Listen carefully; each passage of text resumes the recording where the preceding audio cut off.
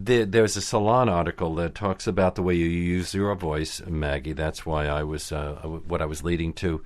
I think it's Steve Weinberg. He said, Smith's chief glory is her vocal prowess. She turns nasality into a virtue, whipping it up into a kind of mock aristocratic fog, and her buzzing sibilance leaves a silvery trail through her lines, sometimes suggesting a man in expert drag working a sly parody on femininity. And he goes on. I'm not going to. How wonderful! My goodness. Who is this? Who wrote this? His name is Steve Weinberg. I have to that's find in it. salon.com. It goes on and on. He says she takes pauses at odd times and then sprints through the punctuation to collapse over the finish line in a kind of neurotic exhaustion. She can convert a line into a trademark stutter without actually changing the words. Is that something that you work on, or is that just... No, not at all. But I'm usually very, very careful with scripts with the punctuation. Usually. And a lot of playwrights really give you the punctuation to tell you how to deliver a line. Edward Albee, for example, has little ellipses that he intends you to read as thoughts. Yes. He doesn't, not long pauses, but just like you're thinking through a situation. And it's always very helpful. I mean, I remember the first time I was sort of really aware of it was in Way of the World. And the Millamant, who is a very eccentric lady, but his punctuation is all in dashes. There is no other sort of punctuation there, and that's wonderful, because that's how she is, sort of overexcited and erratic. People have told me that the best way to play Shakespeare is to simply trust the text, read it, say it as it's written, and not try to overinterpret. Well, he gives you great clues with the half lines and things. Yes. You know, that somebody ends on a half line and a half line starts. That in the middle of the page, it's the continuation of one line, and then he will actually tell you exactly where there is a reaction or a pause if the lines are so short that it doesn't complete the pentameter. Yeah. So if you go by those, and also if you go by punctuation, Shakespeare, you'll never run out of breath. He was an actor. He knew what to do. Yeah, You have to do exactly. It does seem, when looking over the long list of the plays and films that you have both been in, that you've performed in pretty much everything that's great at least once. Do you choose carefully or take whatever comes your way? I take whatever comes my way. Really? I'm very grateful. And I know that I don't read scripts, and I very rarely do, but Jude has to have things explained. I like somebody to tell me the story, and then I like to know who I'm going to work with. It's very important to me. I couldn't do a one-woman show because I would bore myself stupid. Well, if somebody like Charles Dance calls, you say you'll do it. But if somebody like Peter Hall calls, you're going to do it. You say you do it too. Yeah, Richard Eyre. Yes. Sometimes you say to Peter no, and then He 2 won't hours let you later alone. you find yourself saying yes.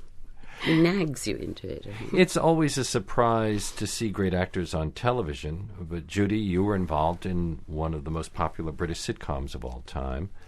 As time goes by, was that just simply something that kept on going, or was it something that you wanted to keep going? Well, I'd already done A Fine Romance with my husband, Michael Williams, and I used to come to that at each time we did it, thinking, how on earth have I got myself here that I've got to go out and speak to the audience normally and then go and do a scene in front of them? So I didn't enjoy the process, but then, and when this came along, I mean, you'd be very silly to turn down playing comedy with Geoffrey Palmer, because there's nothing he doesn't know about it. Talk about chemistry. That was just an amazing pairing.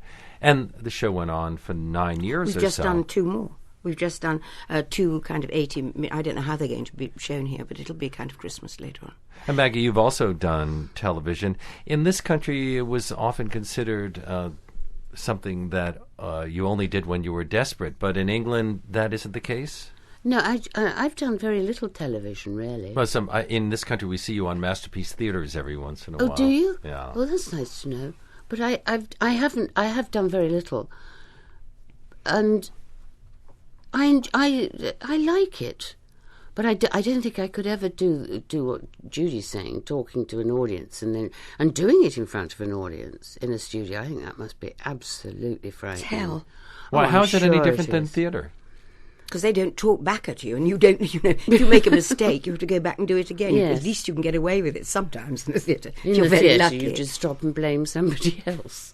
It's just very nice, and it's stimulating to be given something very, very different to do again, Somebody said yesterday, I think, what do you want to do? I said, an aqua show I'd like to do next. A what? An aqua show. That's what I want to do next. Stop it. With swimming? Oh, yes. Yeah, she wants to be Esther Williams. Mrs. Williams. I'll be Mrs. Mrs. Williams. You both began working as actors in the 1950s.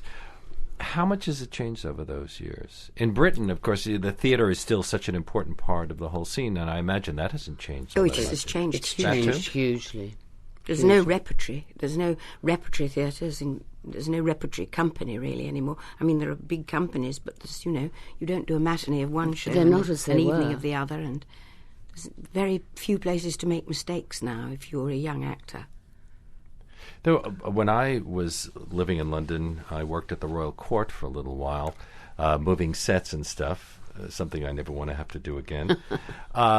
And the Royal Court was a wonderful place to give a play a chance. They would give it 1 month, and if the play succeeded, it would then be moved on to the West End.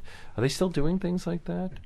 Because we don't have that here. We do have Manhattan Theatre Club and some other groups that will give it Off-Broadway things off-Broadway. come in, don't they? Yeah.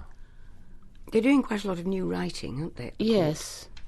But I don't know, it's the lack of all the repertory theatres round the country that's so sad. And I don't know. And why do you think that is? Are just young No people money. not No interested in money. Shakespeare? No money. And I don't think young people now want to go into the theatre. Very few of them now. They want to go into television and make a big hit or into a film. And be instant stars.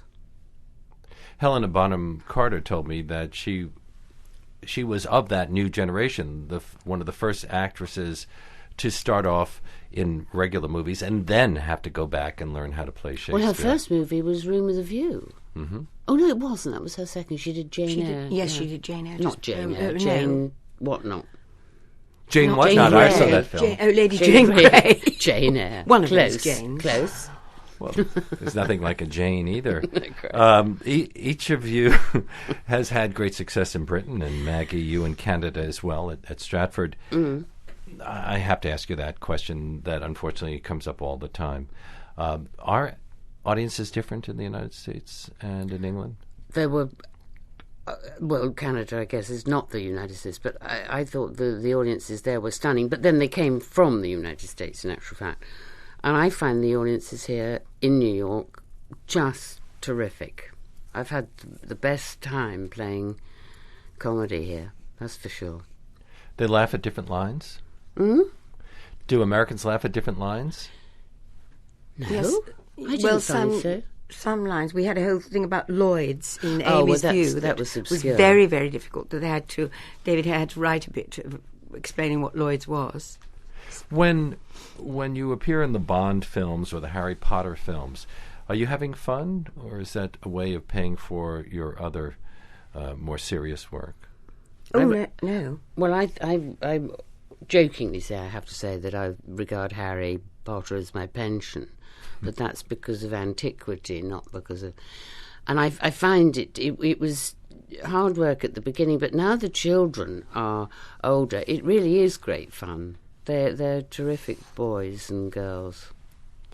And I'm sure that many people today recognize you only from that, or recognize you as M, don't they? Yes, young men of about Yes. 10 or 11. Yes, she's very big. And I was telling Jude in the square that I live in London, there's some children who are determined. They're waiting around for me to change into a cat. Are you amazed by how much you actually have in common? You were born just months apart. You enjoyed long, stable marriages, children and grandchildren. Both played queens and have played many of the same roles, and you're both dames. There you go. There you And go. here you are, in, Snap, And here Jude. we are. and here you are in Ladies in Lavender, opening next Friday at the Paris Theatre. What a great pleasure it has been for me to talk to both of you, Maggie Smith, JUDI Dench. Thank you so much. It's